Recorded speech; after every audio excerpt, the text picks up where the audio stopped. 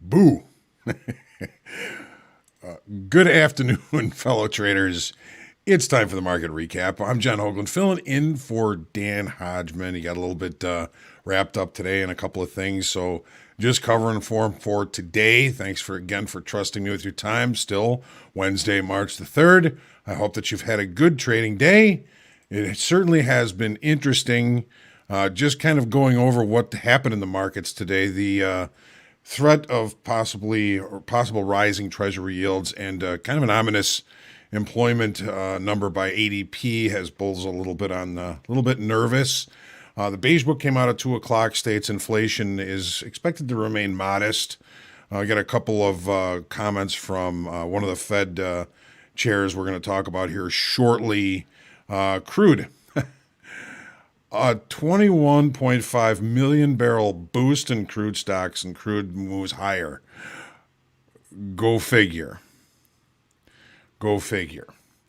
Gold. Prices have stabilized after a pretty deep but brief move below the weekly kickoff level. The euro, short time frame levels, range bound. We talked about that this morning. It's kind of exactly what happened. It's kind of off the radar for a little while here. And the 10-year closes below that bear flag. Almost about 11 o'clock today, the 10-year almost reached that 1.5% yield just for a couple of minutes there. It's got everybody a little bit on their heels.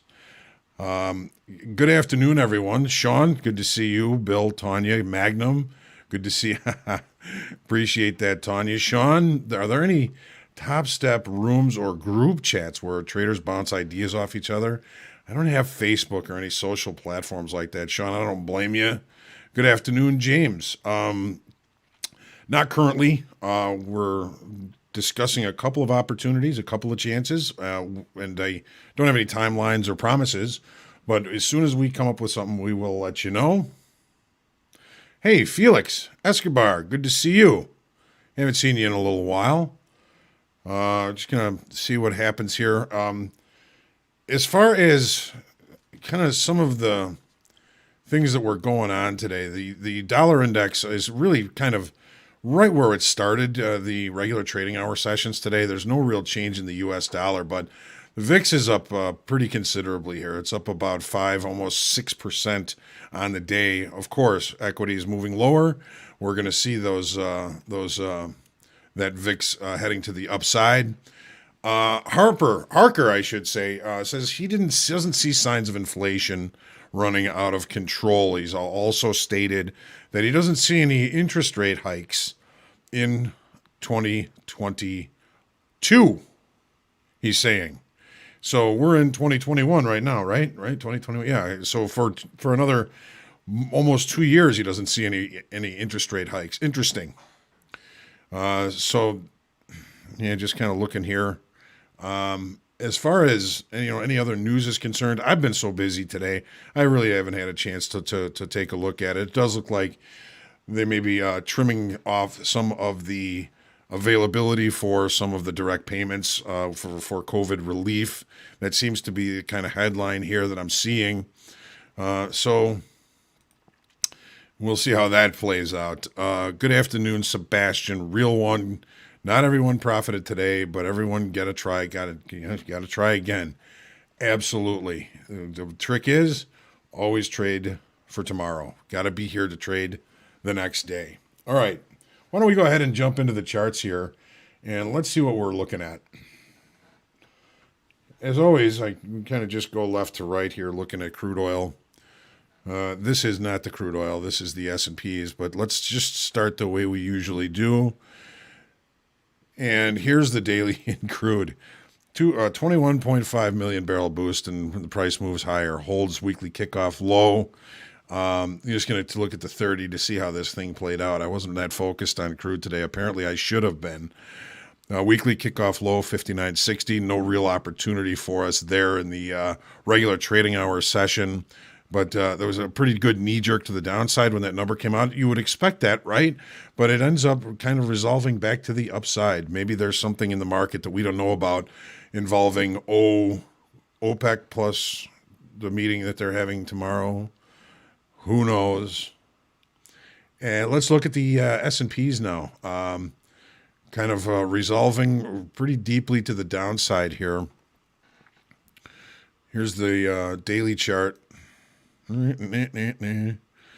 Still nowhere near that 5% level, but kind of deeply ensconced below weekly kickoff low here, or weekly kickoff high, I should say here.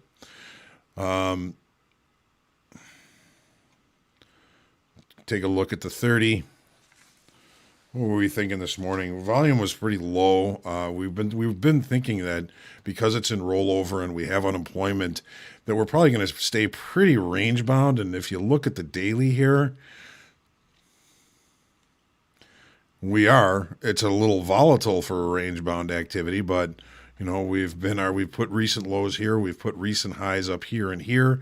We haven't really moved all that much. We've moved a lot, but not directionally, more horizontally, but with some pretty decent volatility in this. Here's the 30. So a weekly kickoff high, supportive yesterday, or the day before yesterday. Didn't even get to it yesterday. Found a little bit of pivotal activity around it before finally resolving to the downside. Now, where was that? 11 o'clock. So right around here, right around when we were at our highs, is when yields were at their highs. I think there was a little bit of a delay in that, and a lot of folks kind of, I think, are going to be concerned about the unemployment number that's coming out on Friday. We have jobless claims tomorrow that will also be a relatively important thing here.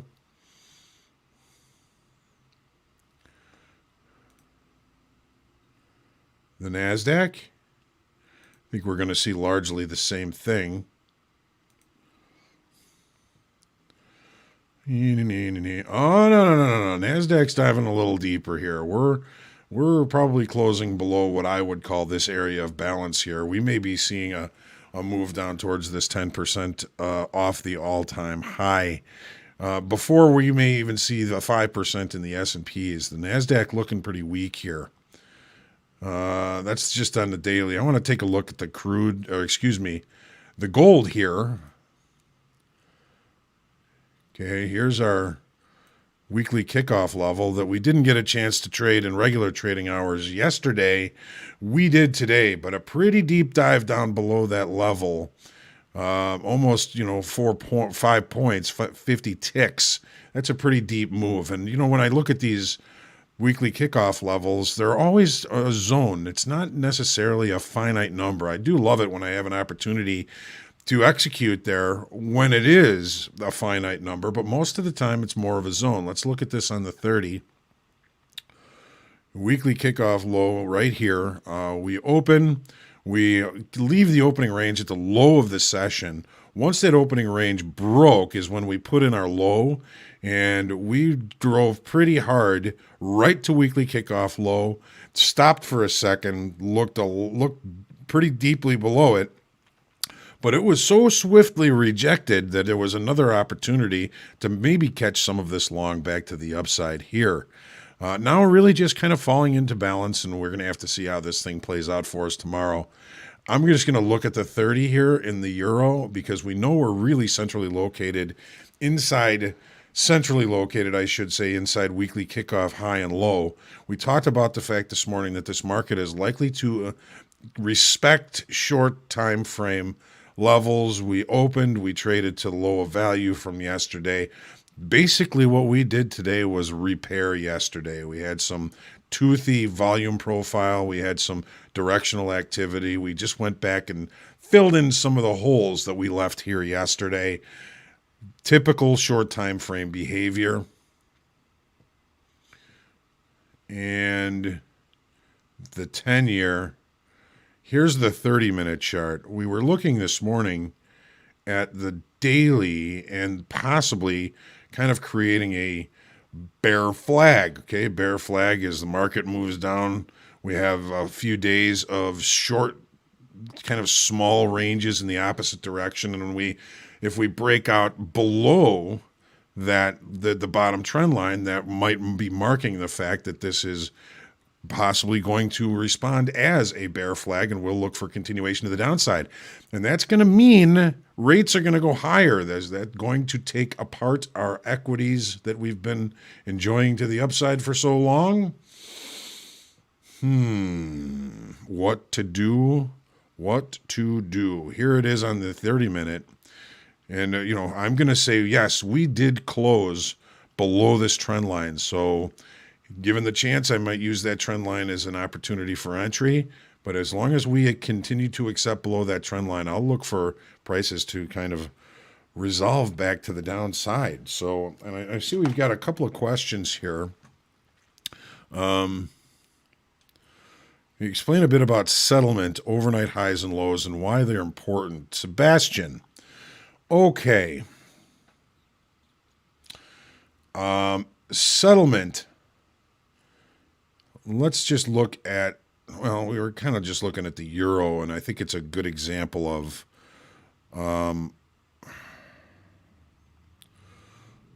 overnight highs and lows sometimes being somewhat important. Here's yesterday's range. Okay, we opened we opened in yesterday's range, and we were expecting short time frame levels to be respected at some point today. The market opens, drives to low of value. That is held. The market rotates back higher. Doesn't quite get to settlement, which is up here, but kind of gives us a nice move to that direction. In the overnight, when the market has moved considerably away from settlement and there's no real reason or news or anything that causes that, I look at settlement as a potential target for when the short time frame traders unravel those positions. So if we were going to be looking at the euro here, settlement was right up here. I can tell you the absolute or correct spot there. It was 120.87 and a half ticks. So if we were looking at this, watching the open, we could possibly make an assumption that the London session, or kind of late into the London session, mid-London session, we had some sellers come in, probably short time frame traders, pushing price to the downside. Well, when the U.S. market opens, they're looking for help. They're looking for participation to the downside. They're looking for, traders to come in and continue to this move to the downside. If they don't see it at some point, they'll probably push price back almost to, if not directly to, settlement. So settlement is also the price that the market is marked to settle margins. If I have a position and, I'm going to be expected to maintain that margin, if I'm low on margin, they're going to mark that to the settlement price. Okay, so overnight highs and lows can offer areas where the market in the overnight has been possibly rejected and maybe rejected again. And settlement is usually going to be for me, more of a target than an entry level. Hope that helps.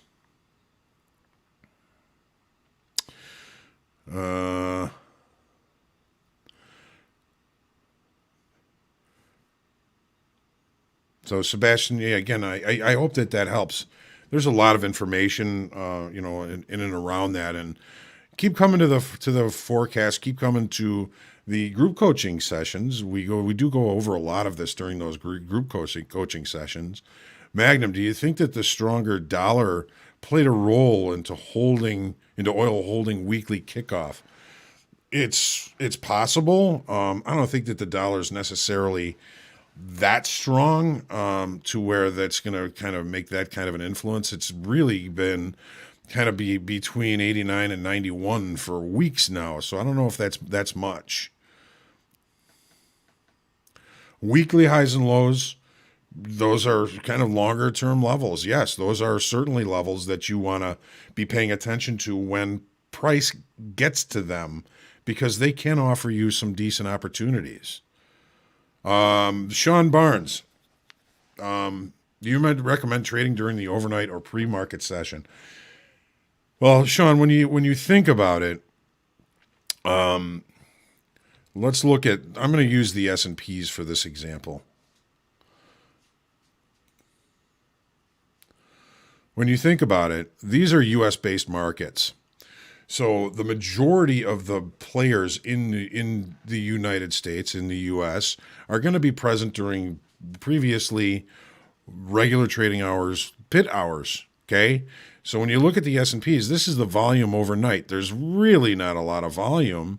So you're looking at shorter time frame traders. Look at this example of a overnight inventory that unravels even before the open here. So here's settlement in the S&Ps from yesterday. That exact level is 3867.50. The market moves higher over time. We know that this is not bigger, stronger money. There's no volume in here. This is pea shooters like me trading in the overnight, looking for help either before or when the U.S. markets open, looking for help from longer, stronger traders. Well, they gave up on this position long before the open. We got too far away from settlement. We came to resistance from the previous day. We came basically to value high from the previous day, from yesterday. And then our longs decided, you know what, we're done here. Let's get out. They moved the market lower. We did a lot of dancing around this weekly kickoff 38.58 level today, finally resolving to the upside. I almost said dissolving, and that's kind of what it feels like.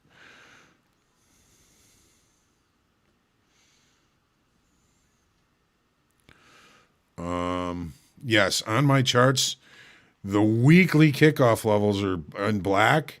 The red lines are value areas, except for in the ES and the NASDAQ. I've got some kind of longer term levels. When I sense that there may be somewhat of a pullback, I have a tendency to throw the 5%, 10%, and 15 and 20 and 25% retracement levels off the highs on the charts. So, some people have asked me not to do that. I think it might kind of seem scary, but I like to have those on there. So our weekly kickoff low in the S&Ps is 37.12 right down here. So, I mean, it's going to be a pretty considerable move for us to try and get down there. But these typical are percentage of pullback off the highs on the equities. The weekly kickoff levels are always black. The red lines here are, again, the percentages. Sometimes I'll leave weekly kickoff levels in gray because they didn't get touched. And when they come into play again, I'll make them black again.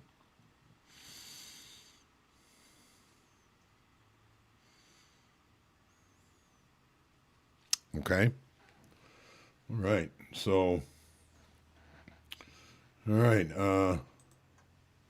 What else do we have here to talk about? I'm just going to go into this day in history. And in honor of Dan, the hockey man, in 1875, the first indoor hockey game was played, guess where? Montreal, Quebec. That's about the only fun thing that we have in history. But we have this day in music in 1969. I don't know if you've seen this, but in 1969, Led Zeppelin recorded their first BBC Radio 1 Top Gear session. It was, for four guys, amazing. Amazing. If you haven't seen it, look it up on YouTube. They did a couple of the songs from their first album. There was also the Moody Blues and Deep Purple were also in on that session. So it was a really good show. As far as birthdays, Doc Watson, if you're a bluegrass person, you know who Doc Watson was. It's his birthday today in 1923. And Tone Loc, Wild Thing, was born today in 1966. He's my age. I might even kind of sound like him sometimes. And it's really the only kind of interesting stuff that I see. That's it. I thought maybe I'd revive a dad joke today in honor of in honor of Dan. Will the market drop tomorrow again? Yes, unless it goes higher. Nobody knows for sure. I wish I did. I wish I could tell you all it's going lower tomorrow, but I can't. Nobody can. Something might happen. There could be a miracle.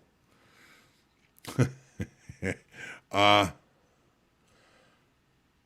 joke. Did you hear about the guy who invested in lifesavers? I heard he made a mint. But hopefully you enjoyed that. I always enjoy spending time. It's been a blast being here for the recap for you. Yes, you missed the jokes. All right.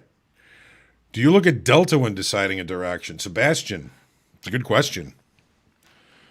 Sometimes you may be able to sense the presence of longer, stronger money when direction is one way and Delta is the other way. For example, if price keeps ratcheting higher and Delta keeps decreasing in positivity or increasing in negativity, that may be your sign that there's something else going on there. There may be another player in the marketplace that's got a lot more bullets than the people that are just hitting them with market orders have. It's a good question. Of course, nothing works all the time, but it's something I definitely watch and something that I tell people, this is something that might help. Emma, groan. Well, it's a dad joke. They're supposed to like leave a little ow in your side. Ow. Oh, that's just not that good, right? All right. All right, so today was Wednesday. If you attended the group coaching session, I'm glad that you did, and hopefully you found something useful for you. Next week, we have the market therapy with Dr. Menner coming back. It's going to be on Wednesday at 3:15. Markets are over. I'll start putting the link in to join me for that tomorrow or Friday, and I'll be putting it in every morning on the market forecast, and I hope that you'll join me and bring your questions. The good doctor's going to spend some time with us, and always a pleasure when he does. Looking forward to another good trading day tomorrow. Looking forward to seeing you on the market forecast at 8 a.m. Central Time tomorrow. Until then, get some rest, stay clean, take care of each other, wash your hands, be good, and I'll see you in the morning. Have a great night.